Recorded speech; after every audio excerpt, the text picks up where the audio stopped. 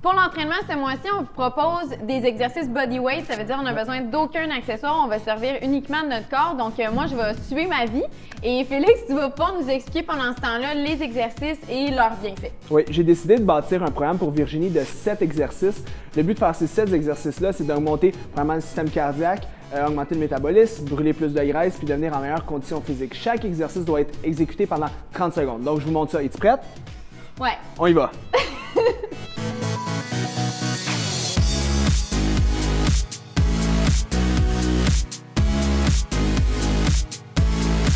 Premier exercice, ça va être un squat qu'on va faire avec le poids du corps. Ce qui est important de comprendre, c'est lorsqu'on fait le squat, on essaie de mettre une tension de façon unilatérale au niveau du pied. Ce que je veux dire par là, c'est qu'on ne met pas plus de tension, de pression, dis-je, au niveau du talon, au niveau des orteils. On essaie de le répartir de façon globale au niveau du pied.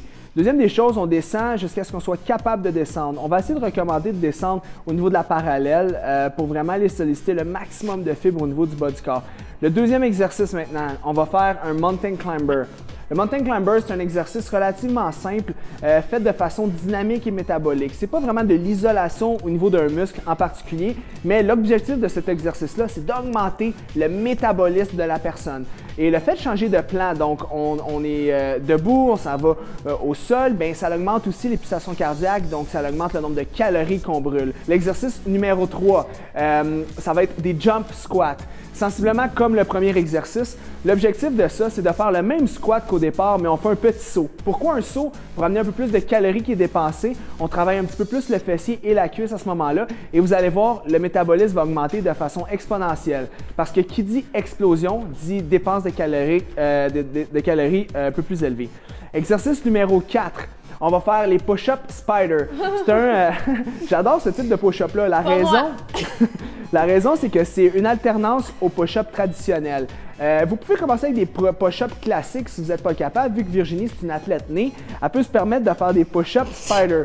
Le but d'un push-up spider, c'est qu'on descend à 90 degrés du sol et on lève une jambe à la fois. Donc, on peut mettre de la pression plus d'un côté et de l'autre après. De cette façon-là, on travaille les muscles stabilisateurs, on met un peu plus de tension au niveau des muscles pectoraux, du triceps et des épaules. Et on travaille aussi les muscles de gainage, donc les abdominaux, lors du mouvement.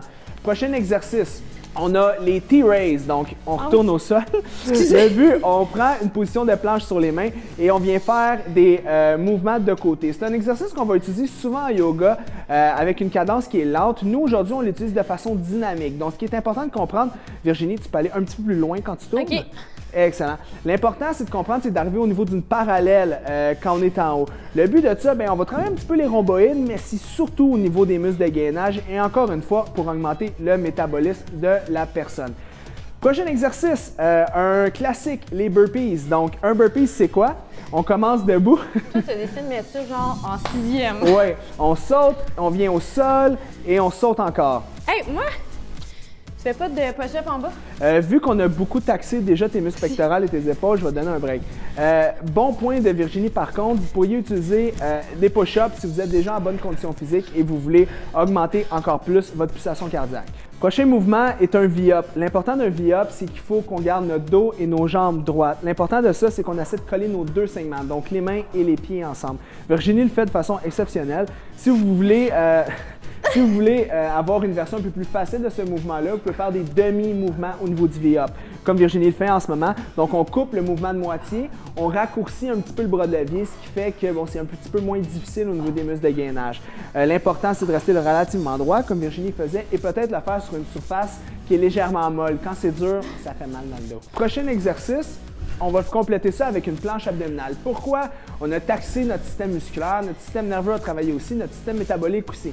Donc, on finit avec quelque chose qui est statique, donc sans mouvement, mais qui travaille quand même, encore une fois, nos fameux muscles de gainage. Donc, on peut voir Virginie, elle va se placer de façon droite. On rentre les abdominaux, on contracte aussi le fessier et les quadriceps et on espèce de lutter, de lutter contre la gravité. Donc, qu'est-ce qu'on fait? On rentre l'abdomen pour pouvoir avoir vraiment une belle planche qui est vraiment parallèle au sol. On garde une trentaine de secondes et après, c'est fini. Donc, cet entraînement peut être hyper efficace si vous le faites dans un petit endroit, que ce soit dans votre salon, en voyage, vous pouvez l'utiliser relativement n'importe où. Plus vous êtes en bonne condition physique, plus vous pouvez faire un nombre de répétitions qui est élevé. Donc, en 30 secondes, vous essayez de rentrer le maximum de répétitions. Donc, c'est un truc. Exemple, vous avez dit, ah, j'ai réussi à faire 40 squats la première semaine, bien, la deuxième, ça peut être 45 dans le même temps donné. Donc, vous augmentez la densité d'entraînement.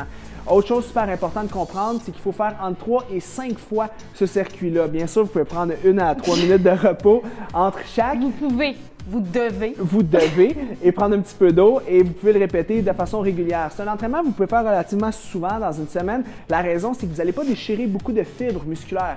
Donc, la récupération va être relativement assez rapide au niveau musculaire. C'est comme souffrir vraiment rapidement et récupérer vraiment rapidement. C'est le meilleur des deux mondes. Donc, félicitations Virginie d'avoir passé à travers aujourd'hui. Et nous, on se voit le mois prochain pour une autre capsule.